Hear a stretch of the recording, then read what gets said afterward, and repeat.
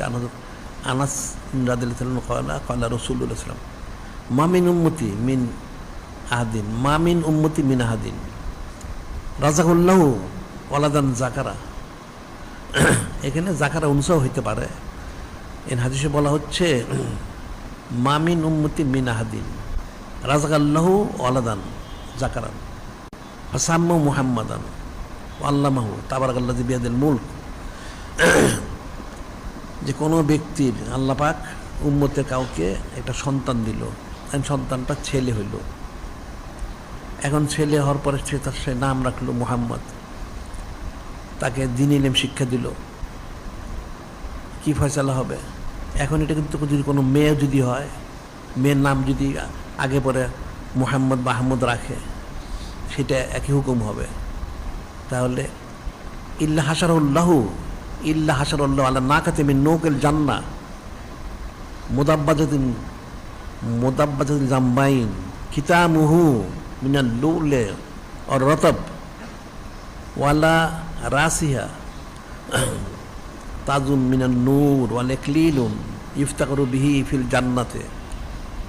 বলা হচ্ছে কোনো কারো সন্তান হলো, সে সন্তানের নাম রাখলো নূরে মুজাসসাম হাবিবুল্লাহ হুজুর পাক সাল্লাল্লাহু আলাইহি ওয়াসাল্লাম।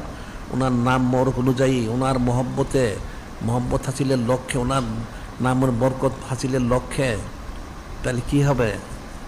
এবং সে দ্বীন ইলমও শিক্ষা দিল, ওই সন্তানকে দ্বীন ইলম শিক্ষা দিল, হক্কের আলেম বানাইল সে। আল্লামাহু ইল্লা হাসারাল্লাহু আলা নাকাতি মিন নৌকিল জান্নাহ। আল্লাহ পাক ওই লোকটাকে, তার বাবা হোক তার মা হোক যেই হোক, যারা করলো, তাকে হাসরের ময়দানে জান্নাতে উঠনীত করে উপস্থিত করবেন। মুদাব্বাজাতিল জামবাইন, তার দুই পাশ সুসজ্জিত হবে। কিতামুহা মিনাল লুলে আর রতব, তার লাগাম হবে মুক্তার, কাঁচা টাটকা মুক্তার লাগাম হবে। ওয়ালা রাসিহা তাজু মিন নূর, তার মাথায় থাকবে নূরের মুকুট।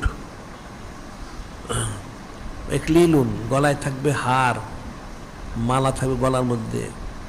ইফতাকরু বিহি ফিল জান্নাতে, এর মাধ্যম দিয়ে জান্নাতে সে সম্মানিত হবে। সুবহানাল্লাহ সাল্লাল্লাহু আলাইহি ওয়াসাল্লাম। এখন নাম মোবারক রাখলে এত ফজিলত, তাহলে যারা রাখলেন, যারা মূল, তাহলে ওনাদের ফজিলত কত? তাহলে এই সমস্ত লোক কি করে বলে যে নূরে মুজাসসাম হাবিবুল্লাহ হুজুর পাক সাল্লাল্লাহু আলাইহি ওয়াসাল্লাম আব্বা আম্মার চুচরা? নাউজুবিল্লাহ। এ তো কোরআন হাদিস জানে না, মূর্খ। নাম রাখার কারণে এত ফজিলত হয়ে গেল, তাই সেখানে কত ফজিলত হবে?